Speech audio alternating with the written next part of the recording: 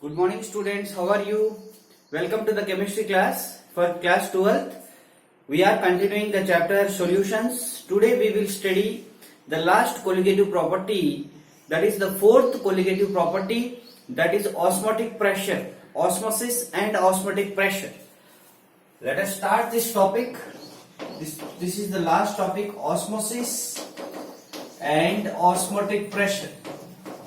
We had studied in last class three colligative properties, that is relative lowering of vapor pressure, elevation of boiling point and depression in freezing point. Today we will study the fourth colligative property, which the colligative properties doesn't depends on the nature of the solute, but they depends on the number of solute particles.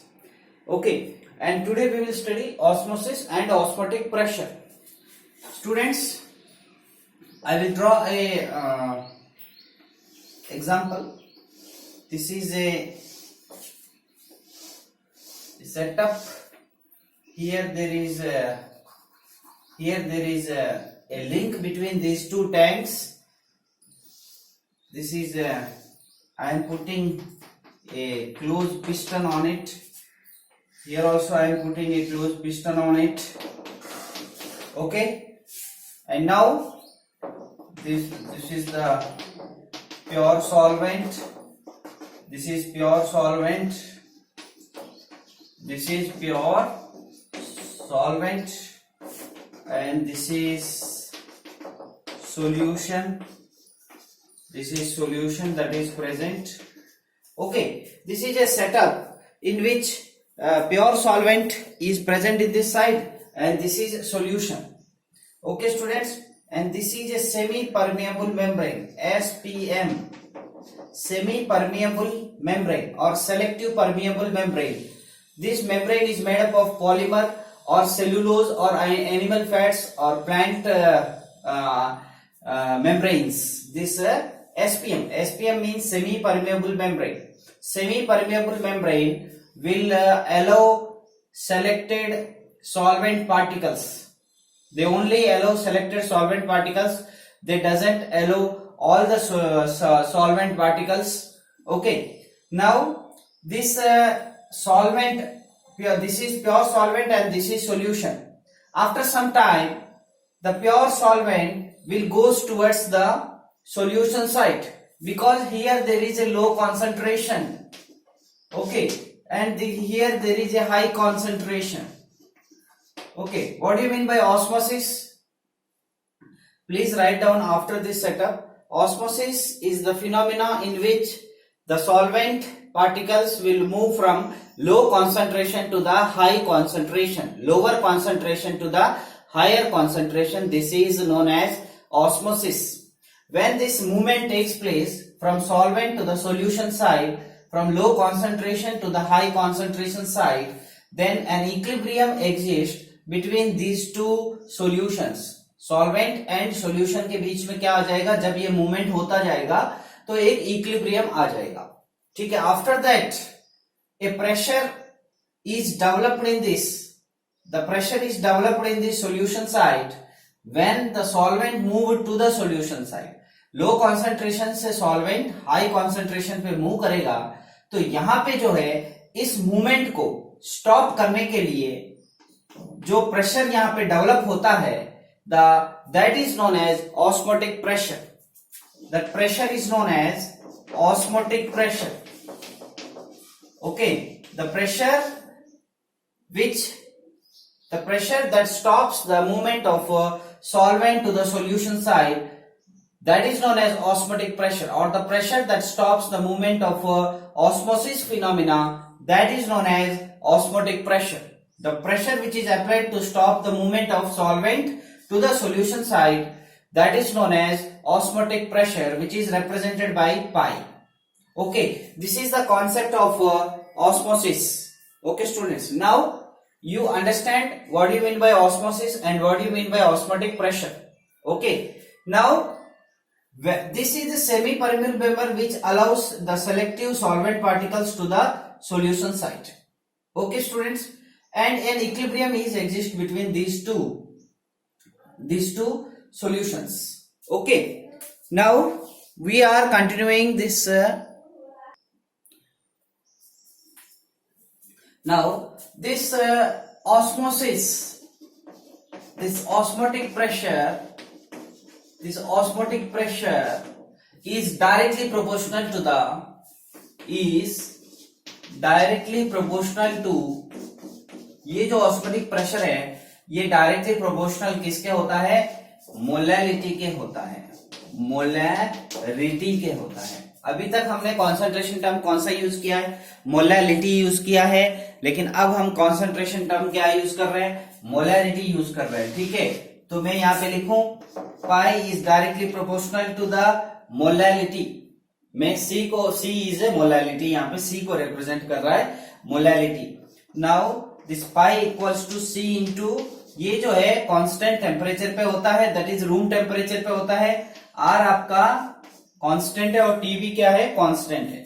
Are क्या है? Universal gas constant. T जो है वो temperature है। ठीक है, अब देखिएगा C equals to, what you mean by molarity? Moles of solute upon volume of the solution in litre, N2 upon V। तो हम यहां लिख रहे हैं pi equals to N2 upon V into RT। Okay, now इस V को मैं इस तरफ ला रहा हूं, pi into V that is equals to N2 into R into T। अब N2 क्या होता है?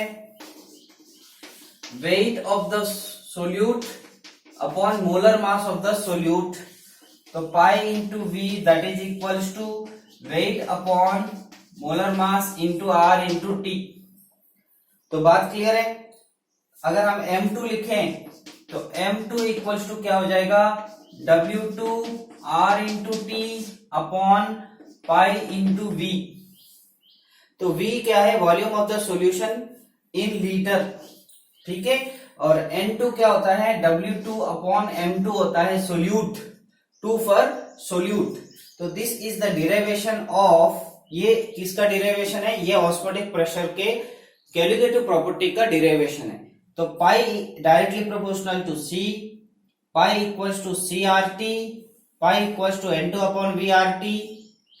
N2 means W2 upon M2 that is solute mass upon solute molar mass. V means volume of the solution in litre.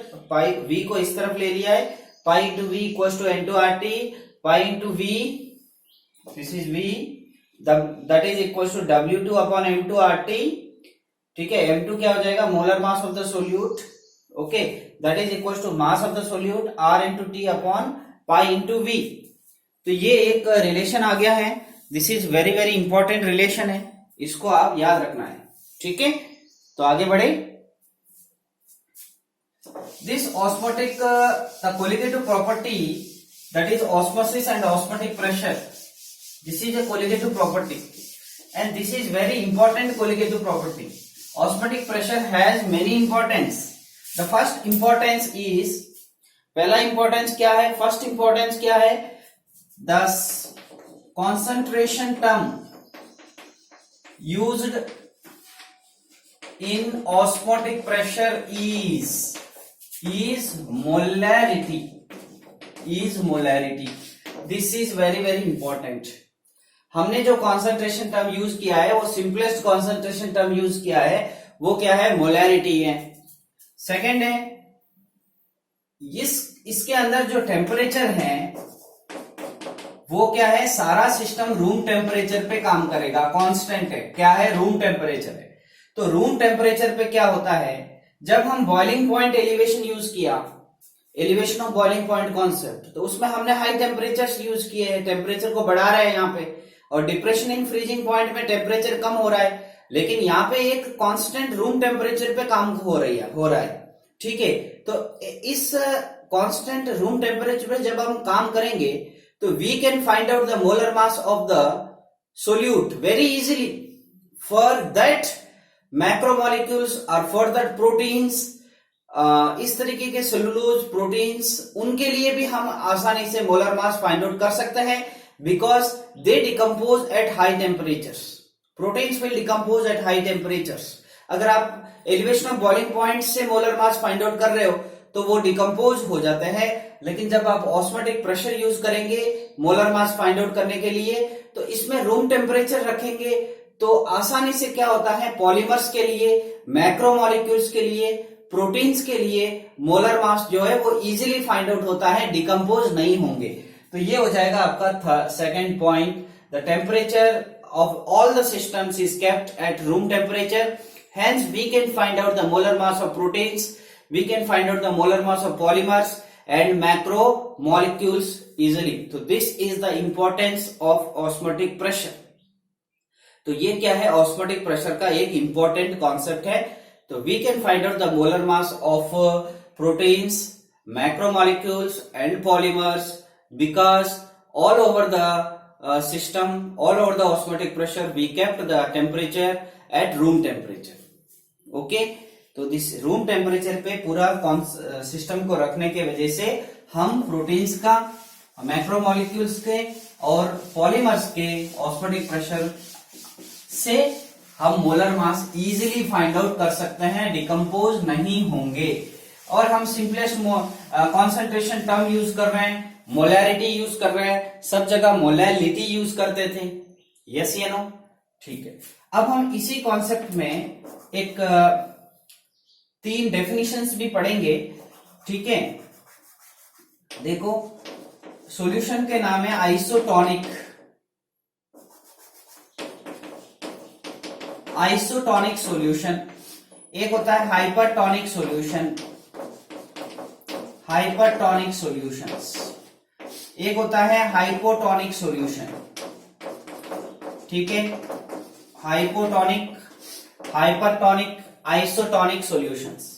देखिएगा यहां पे, अगर osmotic pressure, osmotic pressure,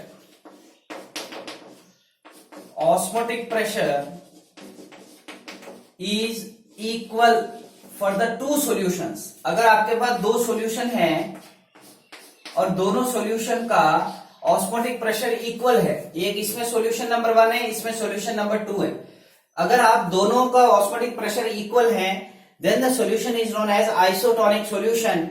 isotonic solution अगर आप लेंगे तो दोनों का ऑस्मोटिक प्रेशर सिमिलर है, तो इसके बीच में कोई ऑस्मोसिस नहीं होगा, कोई सॉल्यूशन का मूवमेंट, सॉल्वेंट का मूवमेंट नहीं होगा, because there is no concentration difference, the solution is known as isotonic solutions.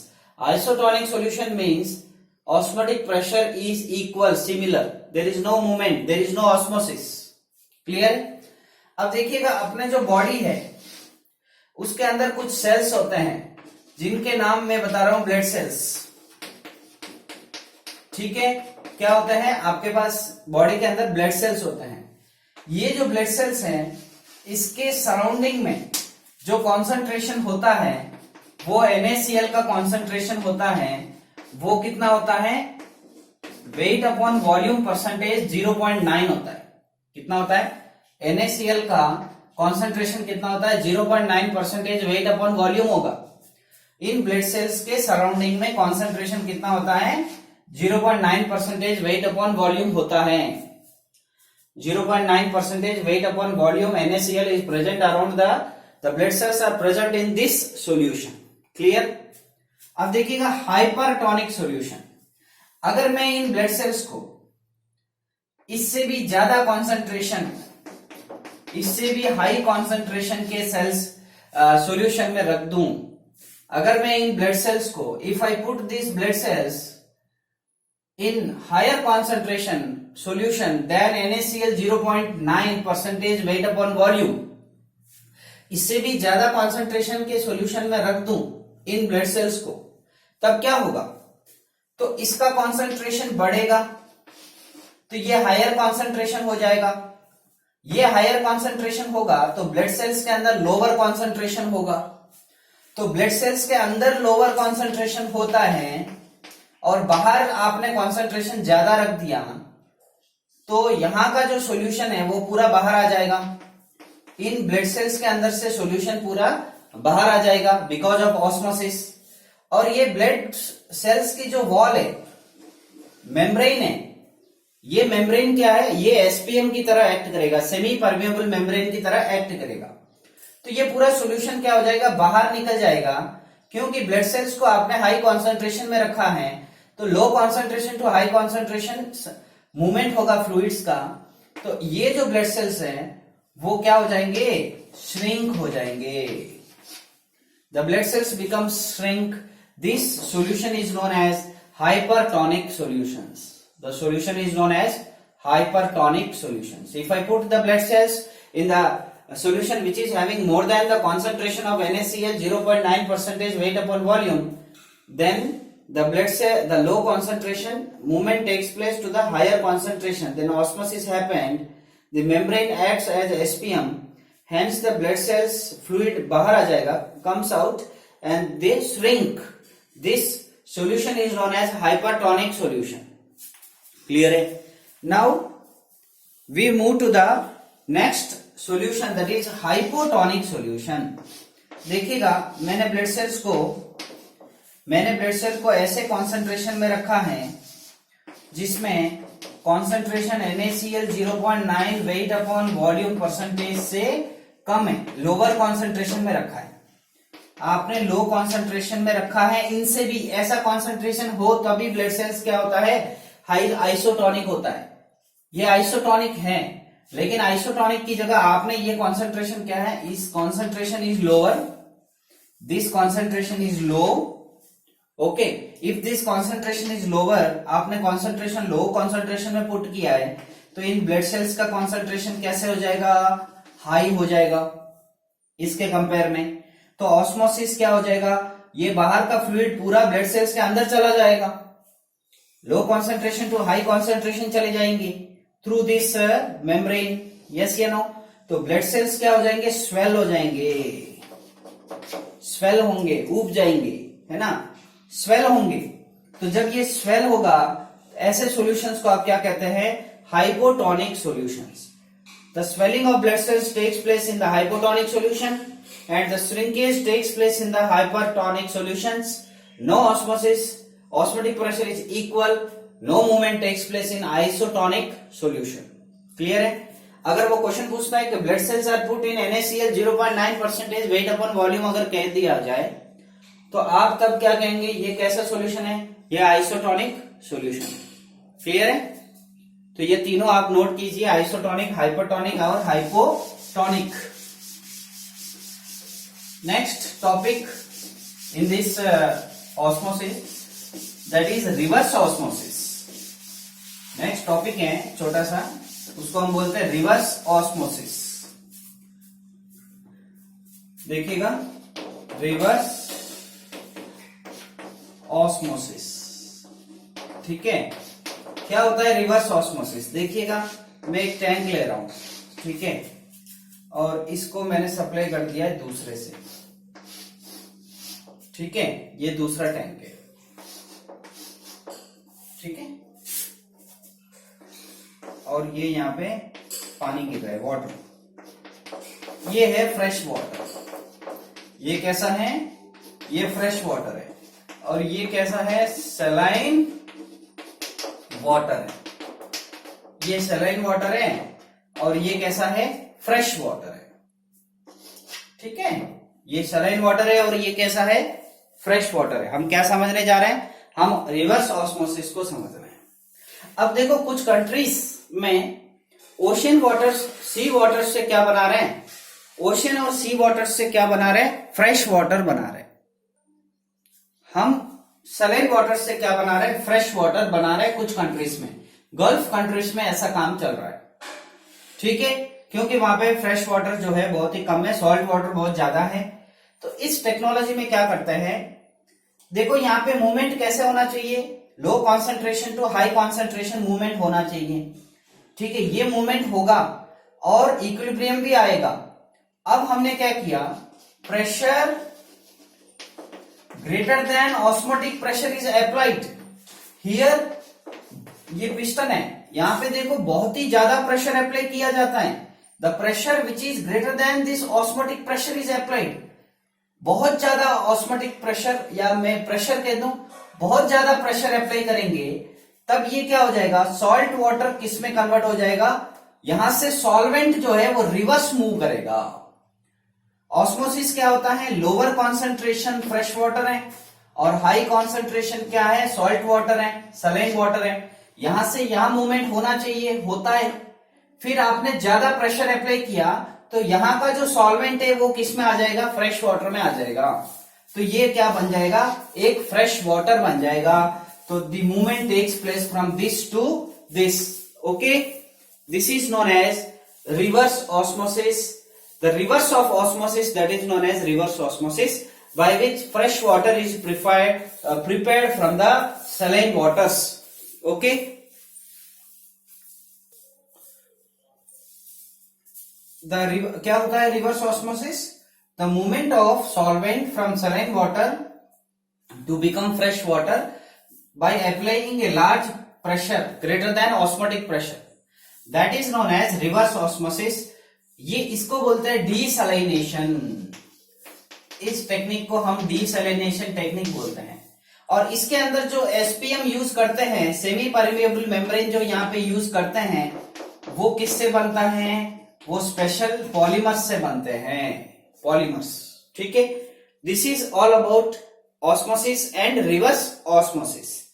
अब देखिए स्टूडेंट्स, तो ये आपका टॉपिक हो गया है, सारे कोलिगेटिव प्रॉपर्टीज हो गए हैं। अब हम कुछ क्वेश्चंस करते हैं, प्रैक्टिस क्वेश्चन साथ में इसी में कर देते हैं। ठीक है, तो देखिएगा कुछ प्रैक्टिस क्वेश्चंस आपके कुछ क्वेश्चन में दे रहा हूं। क्वेश्चन है, प्रैक्टिस क्वेश्चन है, वॉल्यूम आपको दिया हुआ है 200 सेंटीमीटर क्यूब, एक वॉल्यूम दिया है, और W2 दिया हुआ है, दैट इज प्रोटीन। एक प्रोटीन दिया हुआ है। ये प्रोटीन क्या होता है, प्रोटीन आपका यहाँ पे सोल्यूट है, तो सोल्यूट का मास आपको दिया हुआ है 1.26 ग्राम आपको दिया हुआ है, और टेम्परेचर आपको दिया हुआ है 300 केल्विन आपको टेम्परेचर दिया है, और पाई आपको दिया है 2.57 इंटू 10⁻3, ओके, -3 बार दिया हुआ है। ऑस्मोटिक प्रेशर बोलेगा क्वेश्चन में, और आपको क्या कैलकुलेट करना है, molar mass of solute, solute का मोलर मास, आपको मोलर मास कैलकुलेट करना है, और आपको सोल्यूट का वेट दिया हुआ है। क्लियर है? ठीक है स्टूडेंट्स, तो हम करें इस क्वेश्चन को। देखो, सबसे पहली बात यह है कि यहाँ पे बार में दिया हुआ है और सोल्यूट ग्राम में दिया हुआ है, तो ये जो सेंटीमीटर है ये हम देखो आप, जब मोलैरिटी, ये इसमें फॉर्मूला क्या हो जाएगा, सबसे पहले pi equals to C into R into T, pi equals to N2 upon V into R T, है ना। तो पाई इक्वल्स टू N2, ये V इस तरफ ले लीजिए, W2 upon M2 into R T, तो M2 क्या हो जाएगा, W2 upon pi into V R into T. It is clear. अब आपको M2 फाइंड आउट करना है, मैंने M2 लिख दिया, ठीक है, वैल्यूज यहीं पे पुट कर दूं, इक्वल्स टू W2 देखो 1.26 मल्टीप्लाइड बाई R, देखो R क्या होता है 0.083 litre bar kelvin inverse mole inverse, ध्यान रखना R मीन्स 0.083 ही यूज करना है, और इसका जो है बार में यही आएगा। तो यहाँ पे लीटर है तो इसको भी लीटर में कन्वर्ट करना पड़ेगा। इसको लीटर में कन्वर्ट करने के लिए क्या लिखेंगे, सेंटीमीटर क्यूब को लीटर में कन्वर्ट करेंगे तो ये आपको लिखना पड़ेगा। ठीक है, तो देखिएगा R लिख दिया मैंने 0.083 इंटू, देखो टेम्परेचर कितना है 300 है, 300 upon pi 2.57 into 10⁻³ multiplied by V, volume कितना है देखो लीटर में 0.2 लीटर, तो ये आ जाएगा आपका फाइनल आंसर ग्राम पर मोल। क्लियर है? देखो ये डेटा आपको दिया हुआ रहेगा, बहुत सिंपल है, फॉर्मूला यही रहेगा चाहे कैसा भी डेटा दो। तो M2 क्या हो जाएगा, W2 RT upon pi V, W2 1.26, R आपको हमेशा यही लेना है 0.083 litre bar kelvin inverse mole inverse, temperature 300 है और पाई की वैल्यू दिया हुआ है, वॉल्यूम आपको देखो सेंटीमीटर या कोई भी दे दिया जाए उसको लीटर में कन्वर्ट करना है, तो 0.2 हो जाएगा, आंसर आ जाएगा। क्लियर है? Now we can move to the next practice question. देखिए नेक्स्ट प्रैक्टिस क्वेश्चन क्या है।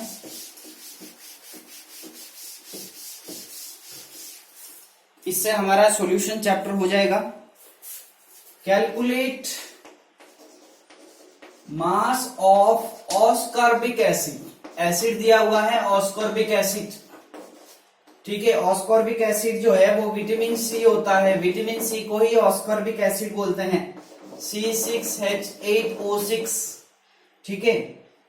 अब उसने वेट ऑफ द सोल्यूट दिया हुआ है, सॉल्वेंट दिया हुआ है 75 ग्राम, ठीक है, ऑफ एसिटिक एसिड, सॉल्वेंट है ये, सॉल्वेंट का उसने क्या दिया हुआ है, मास दिया हुआ है, एसिटिक एसिड यहाँ पे सॉल्वेंट है, ऑस्कॉर्बिक एसिड को किस में डाल दिया है, 75 ग्राम ऑफ एसिटिक एसिड में डाल के एक सॉल्यूशन बना दिया विटामिन सी का, ठीक है। अब इसमें मेल्टिंग पॉइंट डिक्रीज हो गया, इस सॉल्यूशन का जब ये सॉल्यूशन बन गया तो इसका मेल्टिंग पॉइंट क्या हो गया, डिक्रीज हो गया।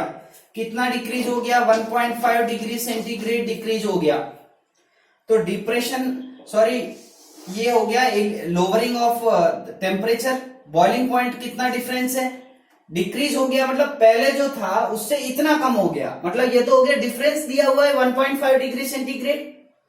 अब देखो हम KF लिख रहे हैं, KF equals to 3.9 kelvin KG mole inverse, kelvin KG mole inverse, ठीक है।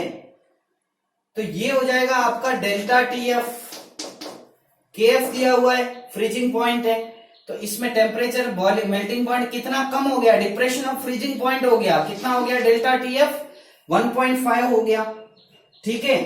तो अब देखिएगा इसका मोलर मास आप फाइंड आउट कीजिए, 176 ग्राम पर मोल आ जाएगा, ये 176 ग्राम पर मोल कहलाएगा molar mass of this ascorbic acid. ये तो हमें कैलकुलेट करना है, 6 इंटू 12, 8 इंटू 1 है ना, 16 इंटू 6, तो अब आ जाएगा 176 ग्राम पर मोल आ जाएगा, ठीक है। तो फाइंड आउट कीजिए, कैसे फाइंड आउट करना है, अप्लाई करो, KF दिया हुआ है, डेल्टा TF दिया हुआ है, W1 सॉल्वेंट दिया हुआ है, सोल्यूट का मास पूछ रहा है, W2 पूछ रहा है, M2 दिया हुआ है, कैसे करेंगे देखो, delta TF is directly proportional to molality, delta TF equals to KF into molality, delta TF equals to KF into molality क्या होता है, W2 M2 W1 into 1000 moles of the solute upon mass of the solvent in KG, gram में लिख दिया, 1000 कर दिया। अब हमको क्या चाहिए, W2 चाहिए, ये फाइंड आउट करना है, तो मैंने लिख दिया W2 equals to delta TF into M2 into W1 upon KF into 1000, यही हो जाएगा। अब नोट कीजिए डेल्टा TF कितना है, 1.5, M2 कितना है, M2 176 है, मल्टीप्लाइड बाय W1 कितना दिया हुआ है, 75 अपॉन KF कितना दिया हुआ है, 3.9 दिया हुआ है, इंटू 1000, आपका आंसर आ जाएगा। आंसर किस में आएगा, ग्राम में आएगा, क्योंकि वेट पूछ रहा है। देखो बहुत सिंपल है, ये फॉर्मूला डेल्टा TB के और डेल्टा TF दोनों के लिए अप्लाई है। Delta TF directly proportional to M, that is equal to KF into M। M क्या होता है, number of moles of solute upon mass of the solvent in KG, gram में लिख दिया, 1000 कर दिया। तो W2 फाइंड आउट करना है, यहाँ पे क्या फाइंड आउट करना है, W2 फाइंड आउट करना है। क्या बोल रहा है? Calculate the mass of ascorbic acid. Vitamin C को ही ऑस्कॉर्बिक एसिड बोलते हैं। तो W2 मैंने लिख दिया, delta TF into M2 into W1 upon KF into 1000। W2 equals to क्या हो जाएगा? Delta TF into M2 into W1 upon KF into 1000। आपको प्रैक्टिस करनी पड़ेगी और इस टाइप के क्वेश्चंस 100% आएंगे। 2 और 3 मार्क्स के 100% आएंगे। ठीक है स्टूडेंट्स, तो ये फाइनली आप वैल्यूज पुट कर दिया, आपको आंसर आ जाएगा। क्लियर? तो थैंक यू स्टूडेंट्स। ये जो आपका सारा सॉल्यूशंस चैप्टर है, ठीक है, जिसमें कोलिगेटिव प्रॉपर्टीज बहुत इंपॉर्टेंट है। और इससे पहले हमने सॉल्युबिलिटी कॉन्सेप्ट पढ़ा, वेपर प्रेशर कॉन्सेप्ट पढ़ा, हेनरीज लॉ, राउट्स लॉ, ठीक है, आइडियल नॉन आइडियल, एजियोट्रोप्स, ये सारे कॉन्सेप्ट्स मोस्ट इंपॉर्टेंट।